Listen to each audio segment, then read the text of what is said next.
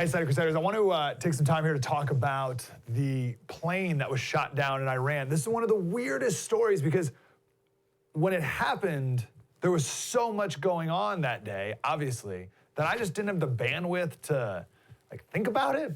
And I don't think anyone did because no one really talked about it until the missile stuff was all over. And I think everyone took a deep breath and then looked back and said, oh, wait, what about the plane that got shot down? And now people are talking about it. So I was thinking on the radio, what could the possibilities have been? What could have happened here? And there's a couple things. So first, it could have been intentionally shot down, but then the question is by whom?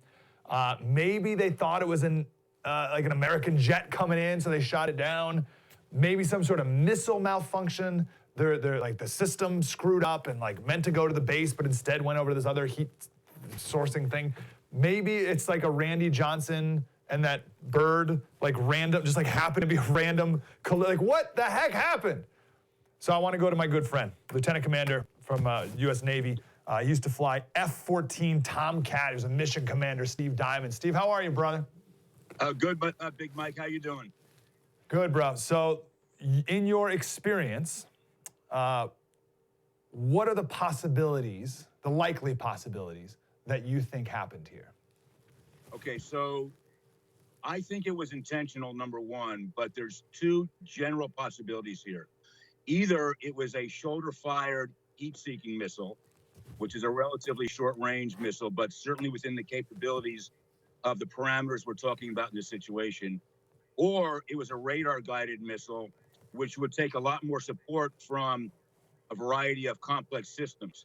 So there is a small possibility that it was, unintentional, but the point is that primarily the principal possibilities from my perspective is that it was intentional, either, like I said, a short-range heat-seeking missile or a radar-guided missile, which would take a lot more support from Iranian personnel. Okay. I want to get back to that because it seems like most people, I think, are saying it was unintentional. But if that were true, why do you not think it was unintentional? What would have to have happened for that to be the case, for it to be an unintentional hit?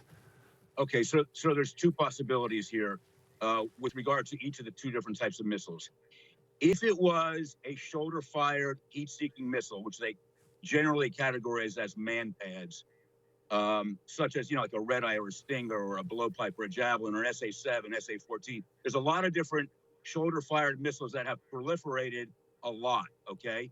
That could be easily done by an individual or more than one individual firing multiple missiles. And it would be very easy to make that a non-attribution type of a strike. For example, if the Iranian leadership wanted to take down an airliner and say that they had nothing to do with it with very little evidence from, say, intelligence sources which could collect radar signals, then they could attribute it to a non-government source such as Hezbollah or some other terrorist organization that's controlled by the Iranians, but it would be very easy to make it a non-attribution strike. The other which has been their MO for decades. What's that? Which has been their MO for decades. So very likely, what you just explained. Yep. Exactly. And that's also something that would have to occur shortly after takeoff when the airliner is still within the range of a shoulder-fired missile. So if it's, I don't want to give away specifics in terms of weapons parameters, but if it's relatively low and relatively close, such as shortly after takeoff, you could use a man-pad, a heat-seeking shoulder-fired missile to take down the airliner and attribute it to a terrorist group. If it was high-flying or further away, it would more likely be a radar-guided missile, and that's a more complex system, and that's not going to be just some rogue guy. That's going to have to be directed from the chain of command.